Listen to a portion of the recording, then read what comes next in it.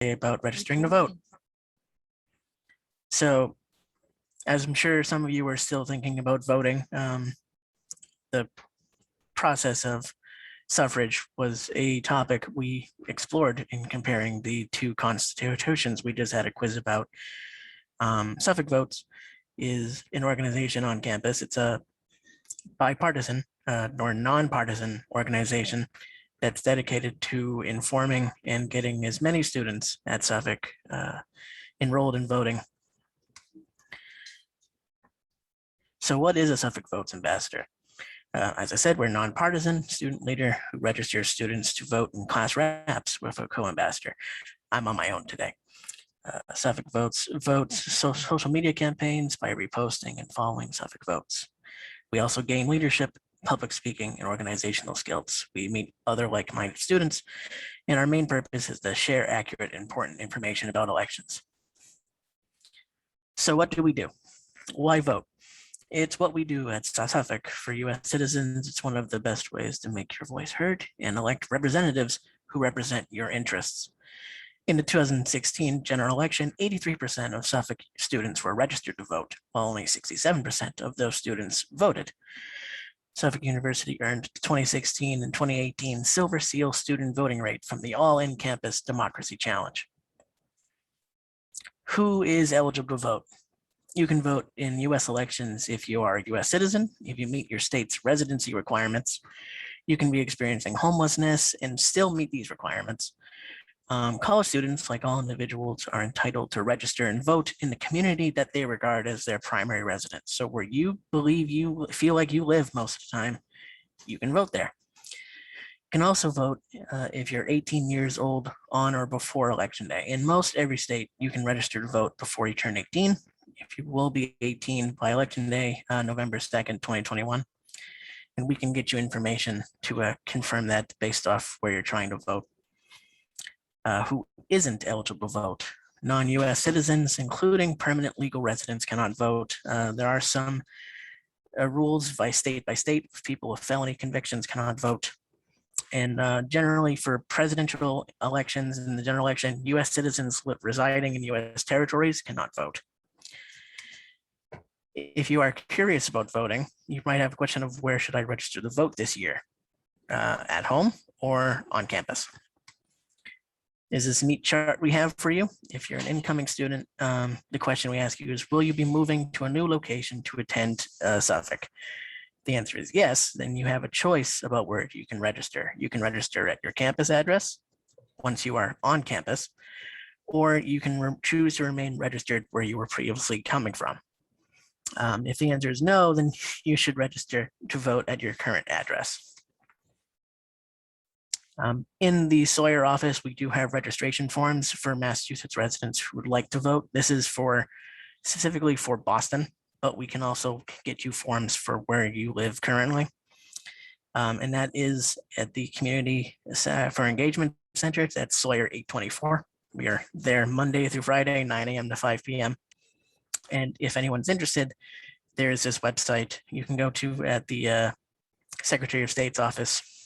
All you need is your driver's license. Or if you're more technologically advanced than I am, you can use QR codes. Now, we're going to skip by these ones. But if you do end up using the registration form, there are some questions we can walk through. The first question is make sure that you are a United States citizen, that your address is where you'll be registered to vote, and your license number, we need your license number or the last 4 digits of your social security. And again, no one's going to press you to join any political party or any political party. We're just here to make sure that you have the tools necessary to vote. Some important dates coming up. The last day to register to vote for the Boston municipal elections is October 13th. So we're getting real close there. And the municipal elections will be on November 2nd. Polling locations near us are 1 Court Street, City Hall, Miller Hall, City Hall, 10 West, and Modern. You're going to go to the Wang YMCA of Chinatown, and Smith Hall, Wang YMCA of Chinatown as well. And if you'd like to be reminded about voting, what elections are coming up or any information, you should take down this QR code or again, you can reach out to me or anyone at the Suffolk Votes office, and we'll be happy to help you out. And if you have any other questions, again, you can visit us at the Sawyer 824, or you can send us an email, or you can reach out to us on social media. We have Instagram, Facebook, and Twitter. So that's basically all I have. If anyone has any questions, I'll be happy to answer them. But other than that, thank you everyone for your time. I know this is a bit of a cool down after a quiz, but this is an important aspect of our civic duty. And I like to think, the people who make decisions are the people who show up. So I'd like as many of you to show up and vote as possible.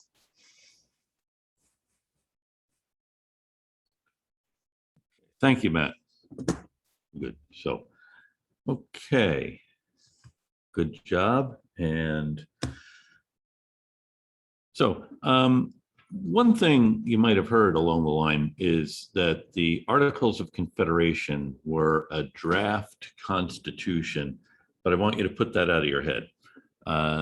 They weren't. Each state was forming its own plan of government, and the Articles of Confederation was an agreement among these states about things they would do together.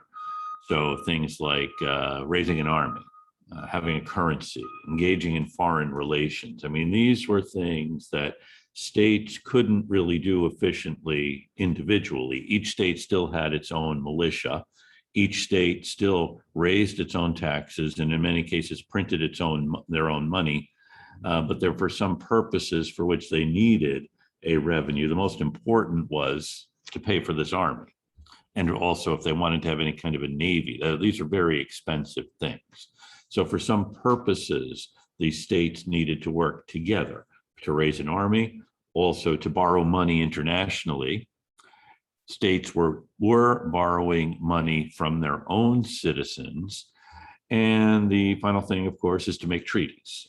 The big thing that Congress wanted to do after declaring independence was try to get some allies to help in this big war against England, the most important being France. And they knew France wasn't going to make treaties with 13 different states. It was hard enough getting France to make a treaty with one United States. So for some purposes, the states acting together needed to do things. Also, at this point, we're not really referring to this country as the United States. It's unclear what the name of the country is. And we're referring to, this gets complicated, confusing, and the kind of thing I can go on for half an hour about and not really help and benefit anyone. Until the Civil War, no one referred to the United States as a singular. It would be the United States are, or these United States. That is, the operative thing is that these are states that are united for some purposes, not thinking the United States is a singular country. Because the fundamental idea was you cannot have a country this big unless it's governed by a some kind of despotism. And secondly, these states are very different. In fact, it was one of the reasons the British had for anticipating that they were going to ultimately win the war, because there are so many differences among the states and also among the people of the states that they would never be able to agree on anything. One British general said the best strategy we can have is to pull all of our troops to Canada and Florida, two places on the continent the British controlled, and then let all of these Americans fight it out amongst themselves. And after about 10 years of trying to kill each other, they'll get tired of that and ask us to come back and keep the peace. You know, it's an interesting idea. And the British knew how difficult it was going to be to get these people to work together, because there are huge differences among them, between them. Just for an example, before the war began, I think I mentioned there was a border claim. Well, Connecticut's boundaries, if you look at a map, Connecticut's boundary, according to its charter, went from the northern boundary of Connecticut to the Pacific Ocean. which means Connecticut claimed that its territory actually cut across New York and into Pennsylvania, actually, and into Ohio, and further west to the Pacific. No one from Connecticut had ventured that far west yet. And so in the 1750s, Connecticut started sending people off to part of this territory, which happened to be in the area of the upper Susquehanna River Valley in Pennsylvania, territory called Wyoming. And there they built towns, and these towns looked very much like towns in Connecticut, and they sent representatives to Hartford, to the general court in Hartford, and they paid taxes to Connecticut. Now, meanwhile, Pennsylvania was saying, well, this is actually our territory. And Connecticut was saying, no, it's our territory. And these two states were on the verge of going to war with each other over who controlled this particular territory. And there are similar boundary troubles between other states and disagreements about who controls the West and what to do with it. It's one of the reasons, you may recall, why there was the big war in 1754. Okay, so the states have big differences. And that's one thing. Secondly, so the Articles of Confederation create a system where there is a Congress. Remember, there was the Congress that had come into being. Each state can send up to 7 delegates to this Congress, and each state will have 1 vote. And for most things, this 9 states will have to agree if they do anything. For something serious, all of the states have to agree. And the Congress will be able to appoint a minister for foreign affairs, someone to oversee relations with other countries, a minister of finance, someone to oversee the finances of the United States, and a minister of war, someone to oversee the army. Now, this whole apparatus really only takes effect formally when all of the states have ratified the Articles.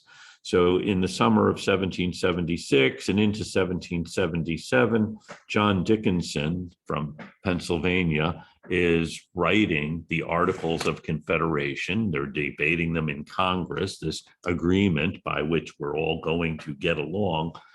And then in 1777, Congress decides, okay, we've completed the Articles. We'll send them out to the states to ratify. And the states ratify them in the middle of 1781, which means, if you're familiar at all with the war, and you should thank me for not asking you if you know when the war ends, what's happening in the war in 1781. By the way, does anyone know when the war ends? Couldn't resist asking the question.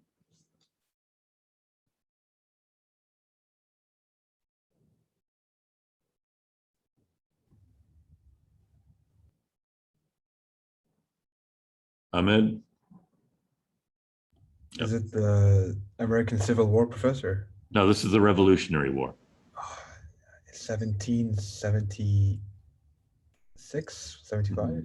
That's just a year after it begins. So no, that's not right. And I'm glad that, does everyone know we're talking about the Revolutionary War? Okay. Kelsey is saying 1783, and she would be right. But that's when the peace treaty was signed. Okay, it's kind of a tricky question. Actually, when I was your age, we could say this was the longest war the United States had ever fought. Now, of course, it's been superseded by a lot of others. Yes, peace treaty was signed in Paris in 1783. The real fighting ended in 1781. So during the time when this war is going on, for most of it, there isn't a formal governing structure for the United States. The states are meeting with sending delegates to this Congress, but the Congress doesn't have any real power. And one thing the Congress is supposed to be able to do is print money, which it does. The problem for the United States is it doesn't have any gold or silver, which is what currency is based on. So the money Congress is printing really isn't worth anything. And initially it's pegged to the Spanish dollar, and each of these paper notes you have is supposed to be equal to a Spanish dollar. You could go to Congress and have them turn it into one. Congress didn't have any Spanish dollars to give you. So they do have a lot of paper that they can print. So print more money. And does anyone know what happens if you keep printing money and don't have anything to back it up?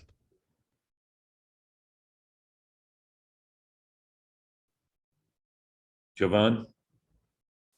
And you get like rapid inflation and like the government can default and the currency effectively becomes worthless. Exactly. You get rampant inflation. So by 1780, 81, it takes about 100 or more paper dollars to equal one Spanish dollar. In fact, there is a phrase at the time, something isn't worth a continental.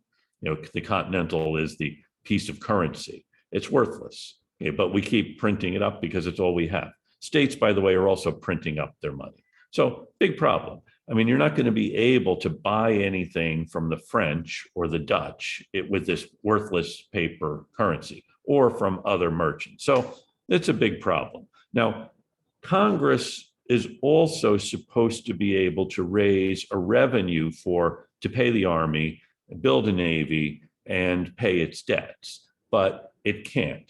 The only way Congress can get money is to ask the states for it. Congress can requisition money from the states. So tell each state, this is what you should send in. Similarly, with raising an army, Congress can tell each state how many soldiers it needs to provide. So it will say to Massachusetts, okay, you need to send us 2,000 men or 20,000 men, and you need to send us, well, by the way, between 1781 and 1787, Congress requisitions something like $14 million from the states, telling each state, this is what you need to send so that we can pay the troops and so on. Over that time, the states send in about $2 million. Now, it's not because the states know they can get away with this, but the states have their own problems, and paying Congress isn't really one of them. You know, they have their own issues. So this is a serious problem for Congress. I'm not here to lament poor Congress can't get any money. It seems like that's all Congress is always trying to do but in this case, there is no way they can get money any other way. In about 1781, someone has the idea, why don't we give Congress the power to raise an independent source of revenue? How about an additional 3% tax on imports that will be collected in each of the state ports? And that can be sent to Congress, and that'll help pay the Army and do the other things we need to do. The problem is, for that to happen, every state has to agree. And 2 states say, no, we don't want to give Congress an extra source of revenue. And particularly New York and Rhode Island that are busy port states, and they don't want to have to collect a tax to send to Congress. So they vote against this. In 1783, they try it again, and once again, it's shot down. So you have inflation, you have Congress unable to raise a revenue, and you also have, because Congress isn't able to raise a revenue, there is one group that is really worried about what might happen. And these are the guys who have been fighting the war, the guys in the Army or the officers in the Army. And 2 things happen in 1783 that are really would be troubling to you if you care about the future of the country. And you expect that this whole thing isn't going to end in a disaster, like just about every other revolution in history has. In the spring of 1783, some soldiers in the Continental Army from Pennsylvania. So each state sends troops to the Continental Army, and these troops are organized by the state they're from. And these guys from Pennsylvania are about to be mustered out of the Army. And they think, okay, what happens when we go home? Congress hasn't made any attempts to pay us. In fact, the Army hasn't been paid in a number of years. And these guys, often they've remained in the Army because they didn't have anything else to do. And in some cases, they've left behind their home They have to go home now and start over, or they have to find a home to start over. And one reason they joined is they were promised a bonus when they signed, and then they were promised something when they mustered out. Well, we never got the bonus. Now we're being mustered out, but we're not going to get anything. And we know how worthless the currency is. So these guys, instead of staying in camp, march to Philadelphia, and they surround the building where Congress meets, Independence Hall. And they say, we're not going to leave until you figured out a way to pay us. What would you do if you're Congress and you have these soldiers surrounding the house where you meet, saying, we're not going to leave until you figure out a way to pay us?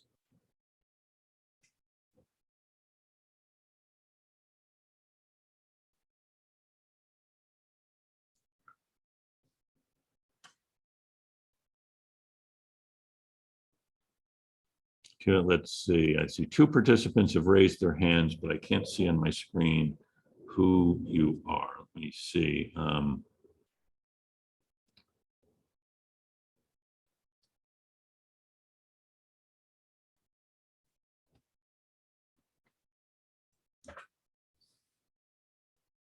V, do you have your hand up?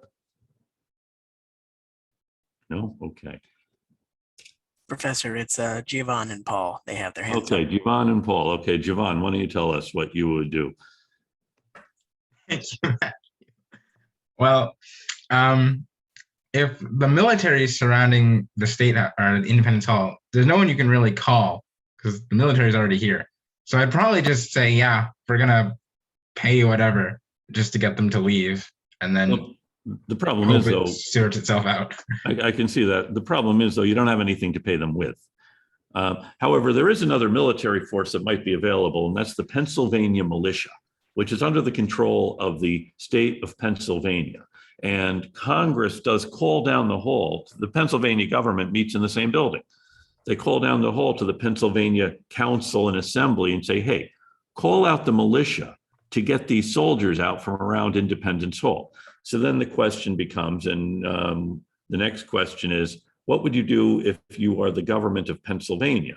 And the Congress says, call out your militia to disperse our troops. The question becomes more complicated. Paul, do you want to answer that one or the first one? If you have a different idea from Javon saying, we'll give them something.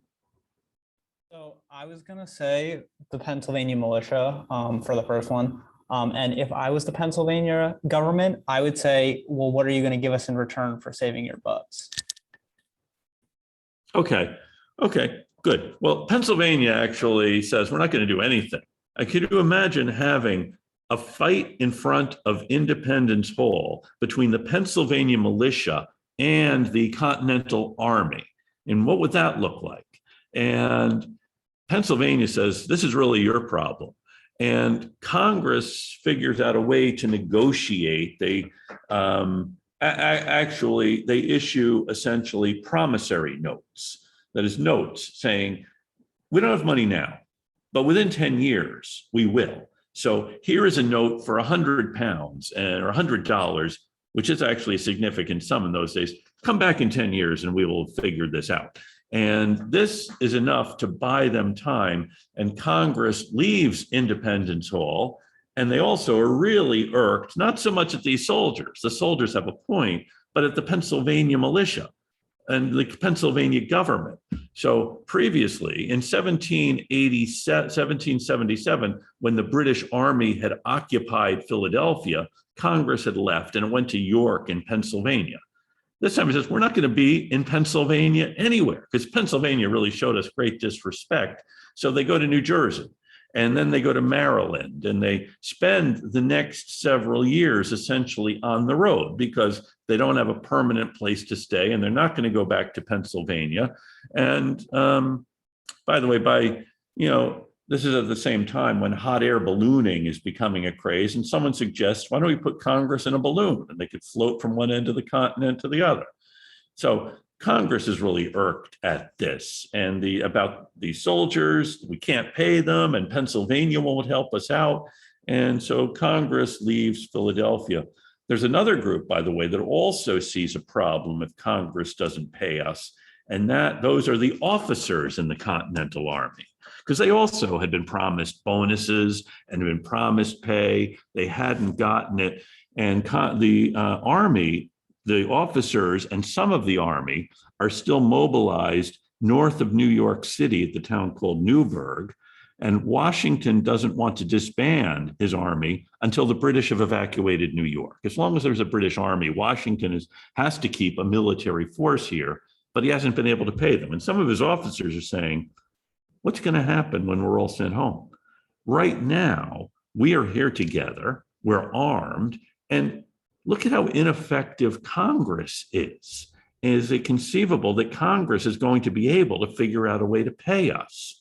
And our only chance of getting paid is if we take matters into our own hands. So a group of officers suggest that maybe this is our chance, since we really are the only force holding the country together, to use the force we have and, establish a more effective government than Congress is. Congress is really a joke. And they're never going to be able to pay us or do the other things we fought the war for. So why don't we simply use our power and create a government that will be able to pay us? What do you think of this idea?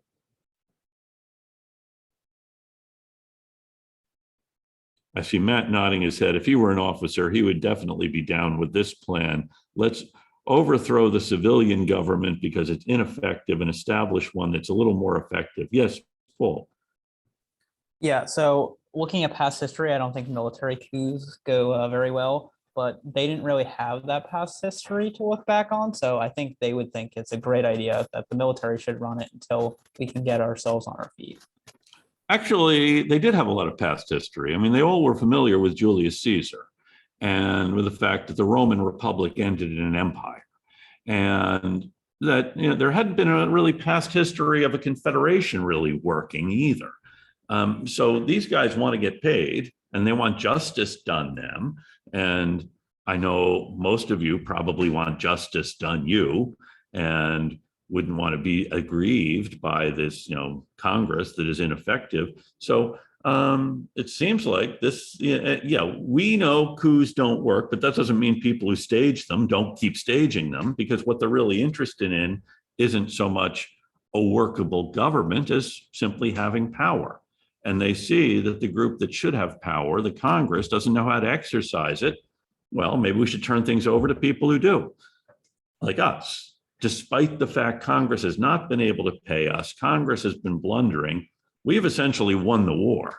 We're the only ones here who have done anything. I think there's a song about this in Hamilton. And, so why not? So anyone else have thoughts on this?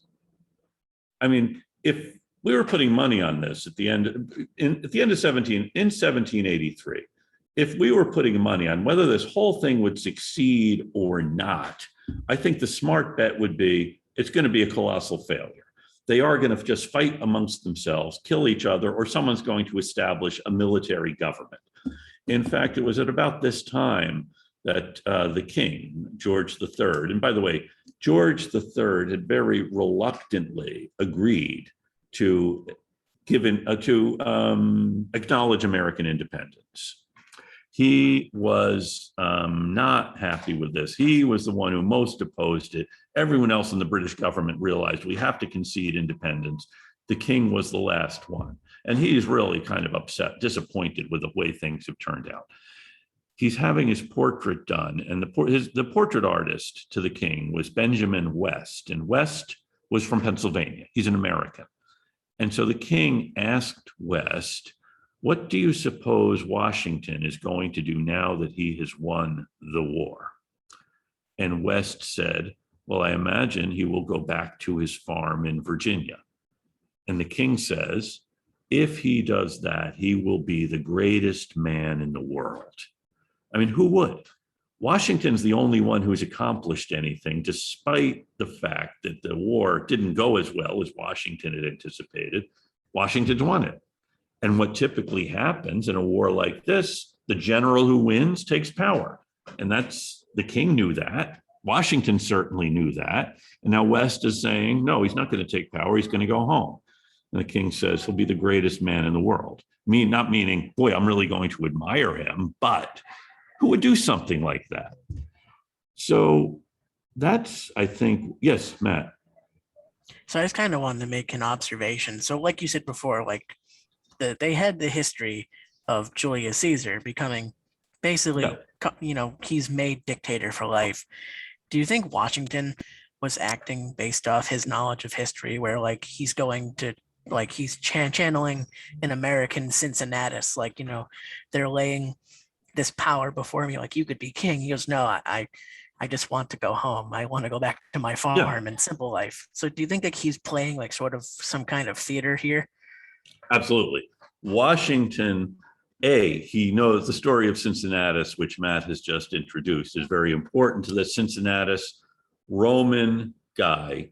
And he's a retired general working on his farm, called into the service of the Republic, goes to war, saves Rome, and then instead of becoming the dictator, goes back to his farm. And Washington was very fond of theater anyway. His favorite play was called Cato, and Cato was a noble Roman who also sacrificed everything for the Republic. And Washington's favorite line from Cato was, "We cannot guarantee victory, but we can deserve it." Now, Washington hears about some of the officers plotting to stage a military coup. And they had called for a meeting actually on March 13th of 1783 to talk about what they can do to put pressure on Congress, and putting pressure in the pressure that a military group could put on Congress. And Washington first forbids them to have any kind of a meeting like this, then says you can meet on March the 15th. And so they are meeting, this is in Newburgh, New York, and there's a kind of a temporary structure where the officers meet. And Washington had said he won't attend. That way they can discuss among themselves. And then just as the meeting is about to begin, they hear hoofbeats slowly coming up to their meeting place. And then in comes Washington. And this is the first time during the war Washington has entered a meeting by himself. Usually he comes surrounded by aides, and he asks if he can read a speech that he has written. By the way, the Mass Historical Society has this speech in very big handwriting because Washington made it so he could read it to his officers. And he talks about all they have tried to accomplish, all they have sacrificed.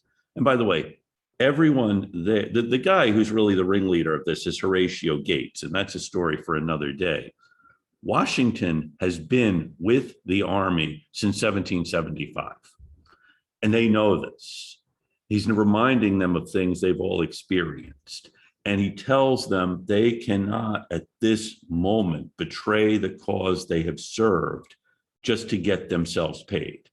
And he says, we want future generations to be able to look back and say, if that moment had been wanting, mankind would never know the heights to which human nature could attain. Because we're not just trying to win a war and establish a government. We're really trying to show what people can do. And he finishes, it's a wonderful speech, but he realizes he hasn't convinced them. So he has been corresponding with people in Congress about what Congress is going to do. They'll give the officers half pay for life. They'll figure out some other way of doing this. So he wants them to know he has been working on this. He is committed to getting them paid. So he pulls out of his pocket this letter from a member of Congress saying what Congress is going to do. And he starts to read this to the officers. And his problem is it's in different handwriting than his own. It's small, and he can't really read it. So then he does something that absolutely shatters the audience. He reaches into his pocket again and pulls out a pair of glasses and puts them on and starts to read. and the officers are shocked. None of them had ever seen Washington wearing glasses. And glasses really are a last resort at this time. And he says to them, "You gentlemen must pardon me. I have grown gray in your service, and now I find myself also going blind."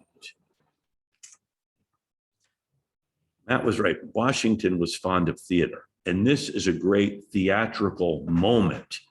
Washington's gone gray leading the army. He's also gone blind. And Washington has said we have to rely on Congress. And Henry Knox then rises and says, "I move that we support the commander in chief." And this averts a military coup. Had Washington not acted, it's likely the officers would have said, "Yeah, we need to do something to make sure Congress pays us." So this is averting a coup, but you can only count on Washington pulling so many rabbits out of so many hats. So another problem here, the big problem remains, there's no way to pay these guys, the soldiers, the officers. One thing that the Congress did, or the states did, was to issue these promissory notes, good in 10 years. And this leads to another series of problems we'll get to. Meanwhile, let's get back to Congress. You know, in 1785, so we've established peace, and we're kept afloat because the French have loaned a lot of money to the Americans, and the Dutch have loaned money to the Americans, and some Americans who did have gold had loaned a lot to the American cause, okay? In 1785, the United States cannot make its payment on the loan from France.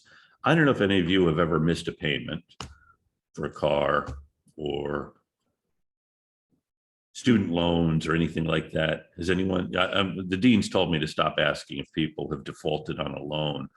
Yes, V, you're raising your hand. You've done this. Good thing, bad thing? Bad thing, yeah. No one's going to loan you money again. So it's really bad if you're a person. It's really terrible if you're a country. Who's going to loan this country any money since they've just defaulted on their loan from France? Now, at the same time as Congress can't figure out a way to pay off the French, it sees its biggest problem as where should we settle as a permanent place? That is, Congress is tired of people mocking them and being on the road. So Congress spends much of 1785 looking at possible places for a permanent meeting place for Congress. And there is one faction that says, you know, Philadelphia was convenient, but we don't want to be in Pennsylvania. So how about on the other bank of the Delaware River? And they scout a place near a town in New Jersey on the Delaware River called Lambertville. It's up the river from Philadelphia. I don't know if any of you is familiar with this place. Anyway, so that's really optimum if you are from New England or New York or New Jersey or even Pennsylvania. Those from Virginia, Maryland, the Carolinas, Julia lives a town over from Lambertville. Okay, is it a happening place, Julia? You're the only one who's actually experienced with Lambertville, New Jersey. It actually is. Right over the river is New Hope, Pennsylvania. And yeah, it's a cute little town now. So definitely recommend checking it out if you're in the area. A cute little town. Okay. And could have been the capital. However, there's another faction that thinks, you know, the Potomac River would actually be more convenient for us. And no one is saying it should be in my town, but they're saying it needs to be somewhere somewhat central. So Georgetown on the Potomac River looks like a place that could be. Then it was like Lambertville, a cute little town. And so easy enough transportation. Transportation generally was terrible. But less terrible than getting to other places. So Georgetown, Maryland on the Potomac, Lambertville, New Jersey on the Delaware. And the problem Congress had, any decision like this had to have either 9 states or all 13, and they can't get 9 states to agree to either one. So you know what they decide to do? What would you do if you're Congress? They decide to build both. And they can rotate, and that way everyone will be happy. So this is the same Congress that can't pay the army, can't pay the officers, can't pay the French, but it can build two capitals for itself. It's an indication that Congress is becoming not just a joke, but kind of a sick joke, and is they're planning to build these two capitals. Another thing that happens in 1785, the British consul in Algiers alerts the Algerian authorities. The Algiers left British ships alone because Britain paid Algiers £1 million every year and said, don't bother our merchant vessels, but attack our enemies. And the French paid Algiers 1 million livres every year and said, leave the French ships alone, but attack our enemies. In the summer of 1785, Algiers captures a couple of American merchant ships that were trading in the Mediterranean. Well, why were they trading in the Mediterranean instead of, say, in the Caribbean, where Americans always had traded? Because the British said in 1783, you're independent now, but you can't trade in Barbados or Jamaica.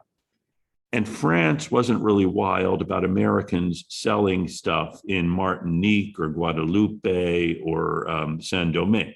So the Americans were shut out of the Caribbean, and now if they go into the Mediterranean, they're captured by Algiers. What do you think the United States should do about these sailors now being held hostage in Algiers? Any suggestions? Yes, Javon. They should spend even more money they don't have and build a navy. Yeah, they should spend even more money they don't have, build a navy. Kind of an irony that earlier in 1785, Congress had said, why are we maintaining the one last ship we have from the Navy we built? So they sold the one remaining warship they had. So now they would have to start over. That's a hugely expensive thing. And the alternative, of course, is to pay Algiers to leave us alone, the way the British and French pay them to leave them alone. But you get back to problem number one. We don't have any money. So there really isn't anything we can do about this. So things aren't looking good for the United States as an entity. Things actually are looking okay for a couple of the states. Virginia has figured out a way to do the things it needs to do. The big problem each state has is the same as the problem Congress has, that is how to pay the troops who fought in our militia. And what each state had done is it offered a bonus to sign, and then it offered money every year. Didn't have that, but it could give IOUs. And if someone was selling stuff to the state for the purpose of the war, they also got an IOU. So there are a lot of these IOUs floating around from Congress, from the state of Virginia, from other states. And Virginia does something really imaginative. It's able to do this because Virginia also owns Kentucky. And by the way, one of the sticking points behind not ratifying the Articles was states like Maryland and Delaware said, we don't want to join a union with Virginia because Virginia controls all of that Western country and they're going to continue growing, or we're going to be really small and insignificant. And Virginia had said, you know what, we'll give all of that up. We'll cede it all to the United States just to get this whole thing going. That was in 1781. Now Virginia said, okay, we're actually going to tax those IOU forms you have. So you have, Javon is sitting on these IOUs we gave him worth, say, $100,000. Well, we're going to tax those, which means you have to pay taxes on these pieces of paper. The good news is you actually can use those pieces of paper to pay your taxes. So that helps retire the debt. The other thing they do is say, you know what? Land on the Tidewater is worth a lot more than land in Kentucky. So we're going to tax that land really heavily, not really tax Kentucky at all. So it's to your benefit to move out to Kentucky now and start farming out there instead of being here on the Tidewater. So Virginia is able to pay off its debt by taxing it. New York is able to do a similar thing. During the war, the United States had attacked the Iroquois Confederation, and New York now divides up that land and gives that to its soldiers. Okay, so you have an IOU worth $100. Well, how about if we just give you 100 acres up in what's now Oneida County or in Cayuga County, land we took from the Indians? So New York is able to pay off its debt by giving away land. Massachusetts doesn't have a whole lot of open land. It does have Maine, but Maine has been given to guys like Benjamin Lincoln and Henry Knox, who are officers in the Continental Army. They're not going to give it away. So Massachusetts, by the way, Massachusetts also had one of the highest tax rates of any of the states. I'm tempted to keep going on this whole story, but we'll leave it at this, that you have the states, some of them able to solve the problem of debt, others not. Congress completely unable to solve the problem of debt. And when Massachusetts tries to solve the debt problem in 1786, it provokes a rebellion in the West, in Western Massachusetts. So we end the war with a country in chaos, disaster looming, and unlikely any of this will be sorted out. And with that, we will adjourn until next Wednesday, and we'll try to figure out by then if anyone's able to solve this problem. So I will see you all next week. Thank you. Good evening. Thank you. Take care.